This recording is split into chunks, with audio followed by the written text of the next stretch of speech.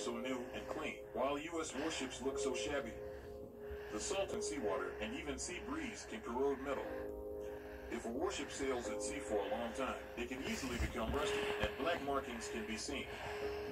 The USS Stout, which sailed for 215 consecutive days during the COVID-19 pandemic, appeared dilapidated when it landed.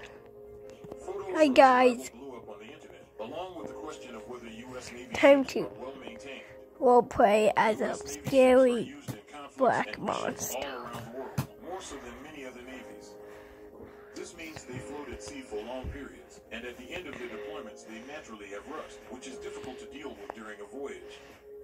The corrosion of warships can reflect lack of maintenance, but media photos of U.S. warships upon arrival don't tell the whole story. What do you think? Subscribe, folks. Canadians are a peaceful lot, and they prefer snowy Christmases over bloodshed any day. But that doesn't mean that Canada is any more offensive. The country doesn't really have enemies, but it's very difficult to invade.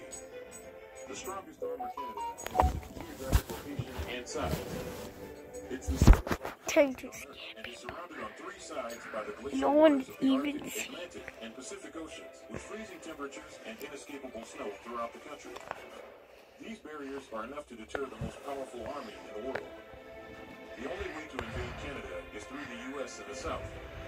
And if by some miracle an army succeeds, Canada has a large technologically advanced military force with 95,000 well-trained active personnel and an estimated defense budget of $15.24 billion US, which will be supported by military forces of the U.S. and all NATO countries. Who would want to invade Canada? Subscribe, folks. The F-16 Fighting Falcon and the F-A-18 Hornet are both lightweight fighters. Each was intended to complement a larger, heavier fighter. The F-16 has one engine, while the F-A-18 has two, largely due to their different operational environments. The F-16 operates from land bases and has a greater range than the carrier-capable F-A-18, meaning it can stay in the air longer without the need to refuel. The F-16 also can handle more G-forces than the F-A-18 and has the advantage in a dogfight. It has a top speed of Mach 2.0 versus the FA-18's Mach 1.8, and the FA-18 is able to readily shift between carrier operation and flying for die. aircraft have seen service in many of the same He can't see and me. carry 6 missiles, while the FA-18 specializes in more ground attack missiles. What do you think? During the mid-18th century, the Royal Navy was the world's most... It was an unmatched power and played a key part in ascertaining order in the British Empire. It was surpassed by the United States Navy only during World War II. Ships from submarine attacks, and the UK established its Naval Aviation Force, later named the Fleet Air Arm in 1937. As of the 21st century, the Royal Navy is primarily focused on expeditionary operations. It's one of the world's few blue water navies, having 2 advanced aircraft carriers and a formidable nuclear submarine force. The UK defense budget is the 5th largest in the world, and the Royal Navy remains in the top ranks among the world's navies. What do you think? The Sukhoi Su-75 is Russia's answer to the F-35.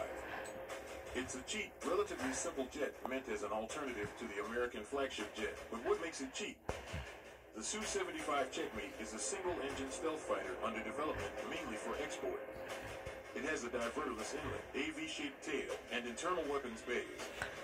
The Checkmate is $530 per aircraft, which is under one-third the cost of its primary competitor, providing 5th-generation capabilities like stealth, networkable sensors, data fusion, at a fraction of the F-35's price. Sukhoi will cut costs by using Su-57 elements and merging the cockpit and onboard equipment into one. While it claims a better max range and speed than the F-35, there are only models and no prototypes yet, as it needs foreign investment to be built. The Su-75 is hardly a better option, but will it be attractive to countries with a tight budget? Subscribe. Aircraft carriers are warships which, during World War II, replaced the battleship as the Navy's capital ship, able to cause heavy damage to an enemy fleet at great distance with great accuracy with its ability to launch aircraft. Carriers serve as seagoing air bases equipped with full-length flight decks, with the capacity to carry, arm, deploy, and recover aircraft. These ships changed naval combat in World War II, when air power was becoming a significant factor in warfare. Aircraft carriers have increased in size since then to accommodate increasingly larger naval aircraft. FA-18 variants, for example, have been successively larger over the years. The advent of catapults and helicopter pads on carriers also meant more space was needed on deck. Larger, angled flight decks further necessitated larger holes on carriers. Angled decks allow aircraft to land and take off at the same time, and allow for storage on deck. What do you think? The United States has fought many wars in its history.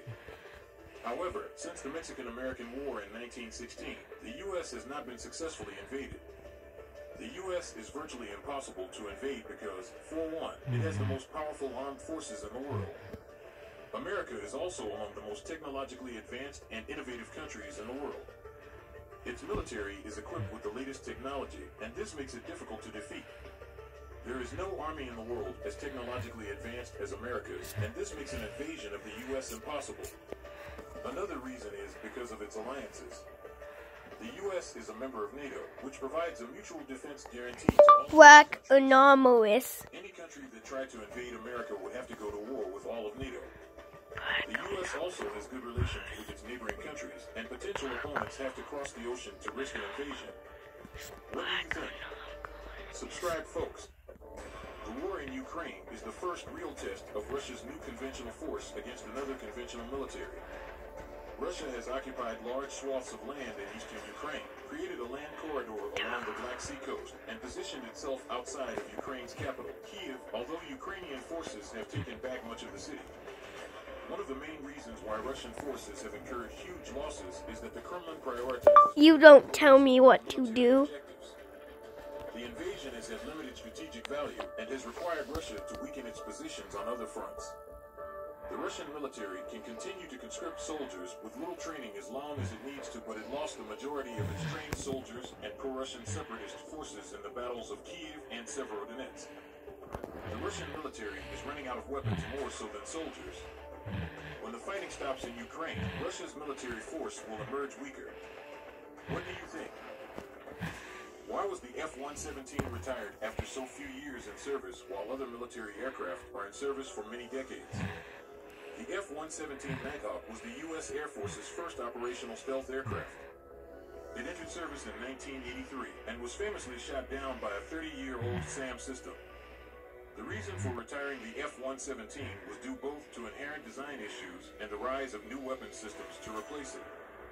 The F-117 was designed for strike missions, carrying 500 or 2,000-pound bombs and nothing else. During post-Cold War budget cuts, the military upgraded the F-22 to carry precision gravity bombs and serve... I am the Black anomalous. The military later needed to cut costs to fund the JSF program, which the F-35 was born out of, and decided to retire the F-117. The Air Force gave it up for a better multi-role stealth fighter. What do you think? The Dassault Rafale combat aircraft was developed for the French air and naval forces to serve in air combat, ground attack, and nuclear deterrence missions. It's a twin-engine, delta-wing aircraft with a canard for improved maneuverability, equipped with a first-generation AESA radar. The F-35 is a single-engine stealth fighter with one of the best AESA radars on fighters, primarily meant for air superiority and strike missions. Its stealth, advanced avionics, and powerful engine make it a more capable aircraft than the Rafale. The French jet has its advantages, including a much lower operational cost. Wall criminal is gonna kill her. Neither aircraft is the most exceptional aircraft of its generation. But the more advanced LOL criminal will kill her, I think. with inferior stealth and less potential for upgrades due to France's limited defense. Shotguns are usually smoothbore firearms, the earliest of which appeared in the 16th century. The Titanic was a luxury British steamship that sank in the early morning on it. The Lockheed SR-71, introduced in 1966, was able to cruise near the edge of space and outfly a missile. The SR-71 could fly as high as 16 miles and cruise at 3.2 Mach, and carried cameras and sensors to serve in reconnaissance missions. In 1976, it reached a top speed of Mach 3.3. Let's consider an SR-71 cruising at 3.2 Mach, or 3,600 feet per second. That's much faster than a bullet shot from the classic M1 Garand rifle of World War II fame, which could shoot with a muzzle velocity of 2,000 Comes out at night. The Blackbird was actually converted to a recon plane because it could outrun rifle bullets of its time and could run into its own shots. Today, a 50 caliber SLAP bullet fired from an M2 machine gun can reach over 3,000. But I'm recording. I forgot. If it was still Bye.